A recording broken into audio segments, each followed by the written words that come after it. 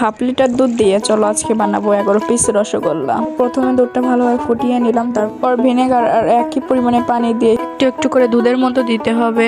তারপরে আলতো হাতে নাড়তে হবে, নাড়তে নাড়তে এরকম ছানা হয়ে যাবে। তারপরে সেই ছানাটা ঠান্ডা পানি দিয়ে ধুয়ে নিতে হবে। তারপরে সেই ছানাটি জল ঝরাতে রেখে দিলাম। এই দিকে আমি ছানাটা হাতের তালু দিয়ে এভাবে ম্যাশ করে নিলাম, আর এর মধ্যে দিয়ে দিলাম বেকিং সোডা আর 1 চামচ ময়দা। তারপরে ভালোভাবে ম্যাশ করতে হবে।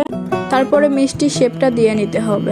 তো প্যানে পরিমাণ মতো চিনি দিয়ে নিতে হবে, আর সেই অনুযায়ী পানি দিয়ে নিতে হবে। পানি ফোটার পর কয়েকটা এলাচ দিয়ে দিলাম। এর মধ্যে আমি একটা করে মিষ্টি দিয়ে দিলাম। এগুলো দেওয়ার পরে আমি এগুলো ঢাকনা দিয়ে ঢেকে দেবো 10-15 মিনিট। রাখার পরে আবার ঢাকনা তুলে একটু নাড়িয়ে দিলাম 5 মিনিটের জন্য।